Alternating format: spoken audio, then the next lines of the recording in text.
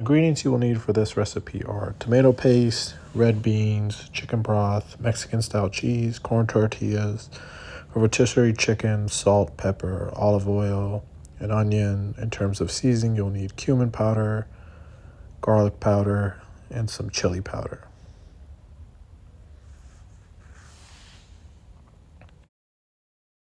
Next up, you will need to heat up your skillet on medium heat and bring up about 2 tablespoons of olive oil to a light simmer. And you want to chop up 1 red onion and place that in your skillet.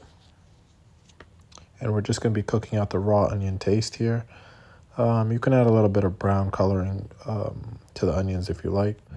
Next up, to the same pot, you just want to take out your onions and add in your red beans. So you can buy your own sauce, but we'll be creating our own with this recipe. So just add 2 tablespoons of olive oil and bring that to a boil. So once that's beginning to simmer, we just added 2 tablespoons of cornstarch here.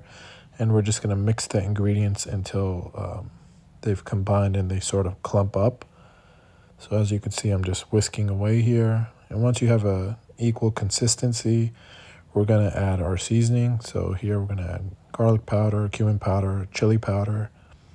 And you want to add this afterwards just so that way you can build up your roux here. So just add the seasoning and mix it up. It's going to create a really beautiful brown color and you'll begin to smell the sauce. After that, you'll want to add in your tomato paste. About half the can should be fine. And you're just mixing this in. It's going to create this big brown clump. It doesn't look very appealing, but it's going to help with the consistency. So you want to add half a cup of chicken stock at first, and then you're going to mix in the second half once we've mixed up the ingredients. So you want to keep whisking and stirring to break up the tomato paste in our ingredients here, and you'll see that the flavors are released. So after 4 to 5 minutes, this is what our sauce is going to look like. This is just perfect. You want to add 1 tablespoon of oil to the pan that we were cooking our onions and beans in, and bring in our rotisserie chicken that I've just pulled apart here. You can pull apart and make sizes that you find best for your palate. So I like them small, so that's what I went with here.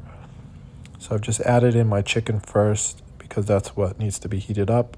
The onions and beans are already hot, so we're just going to add that to the top. And once we've added all of our ingredients, we're just going to give this a good stir. Next, you want to add about 1/4 cup of the sauce and add it to the chicken. So you can skip this step if you don't want to flash fry your tortillas, but I think it adds to the texture and flavor. So we're just going to cook each side for 45 seconds and then flip them. So we're going to begin preparing our enchiladas here, and we're going to spray the bottom of the pan that will be going into the oven. So you want to take one of your tortillas and dab some of the sauce and spread that on the inside. It's about 1 tablespoon should be fine. You're just looking to coat the inside. About 1 to 2 scoops of chicken. You don't want to overstuff because you want them to roll up nicely. That should be enough here. And then you just want to sprinkle a little bit of cheese. That should do the trick. And you want to roll one side to the middle first, then roll over, and then you want to put the seam of the tortilla facing down. Perfect.